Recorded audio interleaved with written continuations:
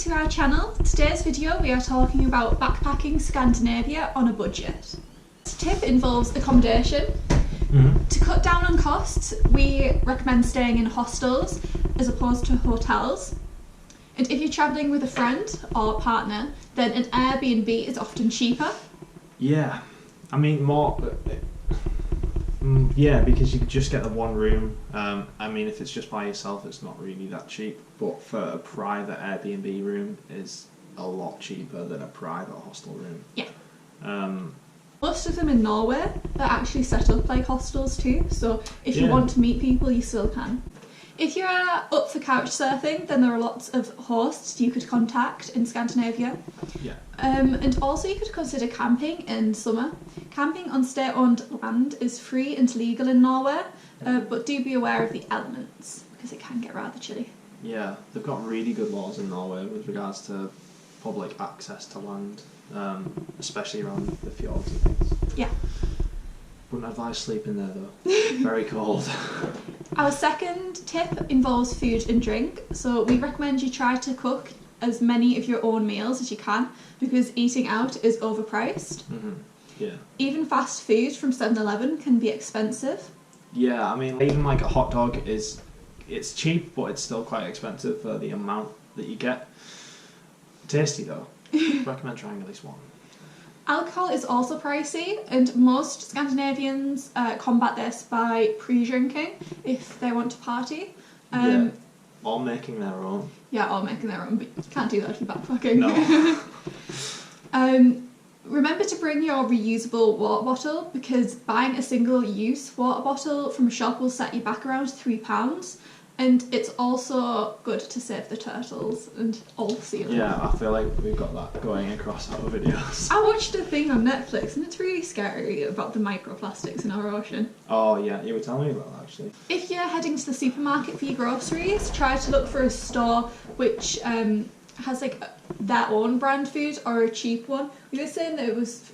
First price. No, that's the complete nappies. It's like First Choice or something. First choice. No, First Price. Yeah, First Choice is nappies. first price. It's kind of like all of the brands have just got this kind of red stripe in the top corner. Usually it's a lot cheaper than any other option of food, and they do quite a lot of variations of different foods. Biscuits, crackers, pizzas, that kind of thing. So for getting around Scandinavia, we recommend using probably public transport. If you're going from city to city, I suggest using a site like Rome to Rio. Yeah, Rome to Rio is very good. Yeah, I'll give you the cheapest option and also the fastest one if you need that. Yeah, if you want to get there in a hurry, it'll give you, you can sort it by price or by duration of travel.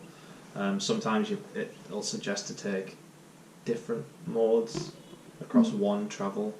Consider overnight trains, as you will save on your accommodation for the night. It might be a bit, you might feel like it's more expensive, but it can save you money on hostels. Yeah, look at it from the point of view that it's your accommodation and it's also your travel encompassed in one thing. We enjoyed it and it's a good experience.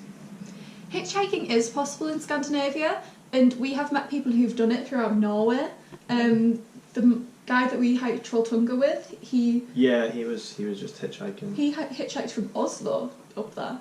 Yeah, he met us, didn't he? He got someone to drop him off at the base of. And we've actually done a bit of hitchhiking in Norway. That was to get around a city though. Yeah. And down a mountain. We actually hitchhiked down Trolltunga. Yeah. It's not an extremely popular mode of transport, but some people do it. And might I add, it's especially in a car park, very hard to hitchhike down a mountain. So many people are just like, nah. And after an 8-hour walk, when you're like running to see who's leaving, it's very tiresome. That Dutch couple were nice though. Yeah, the Dutch couple were nice. Yeah. If you're really strapped for cash but still want to travel Scandinavia, we consider doing workaway. You volunteer with a host family and do around 5 hours a day in exchange for accommodation and food. Yeah, the subscription costs, I think it costs us... It's gone up, but I think it cost us around £25. £25 for the both of us. Yeah. Well, you only need one account. You can just say it's a couple account. Yeah, but you have to choose a couple, and a couple costs more than a single. Ah, right, okay. Well, there you go. We can give you a link to Workaway down in the bottom, and we've also made a video about Workaway. We made a series about Workaway actually. Yeah. So check that out. I've already done it. Workaway is a brilliant way to see the nature of expensive countries like Denmark, Sweden and Norway. Yeah. So we really recommend that you check them out, but do consider where you are going and who you're staying with as well. Yeah, make sure there's a reason for you visiting that country. Don't just do it for a free ride. Yeah. Know what you're in store for. Finally, the best things to do in Scandinavia are often free. You don't actually have to worry that much about spending money on activities because it's just there. Yeah, the only time you'll spend money on walking is either for car parks or actually getting to the walk. All of the famous walks, there's nothing that you need to pay for other than the two things I just mentioned. Yeah, like if you're interested in Norway and doing Trolltunga, then you're probably going to have to drive there and park your car. And Preikestolen, you can get a ferry from Stavanger over. Yeah, but they're both reasonably priced. They're both reasonably priced, and they're a full day of activities. Yeah, and some of the best views you'll ever see. So thank you for watching this video. Give it a like if you enjoyed it. Comment anything down below. We're always happy to answer any of your questions. Absolutely. And if you've got any suggestions of things that we might have missed out, then we can maybe cover it in another video. Yeah. Subscribe for more videos like this. We will be back next time with how much we spent travelling Scandinavia, so you might be interested in that. I'm not. I'm not interested. And there's there's a little bell notification, and you get notifications whenever we put a video.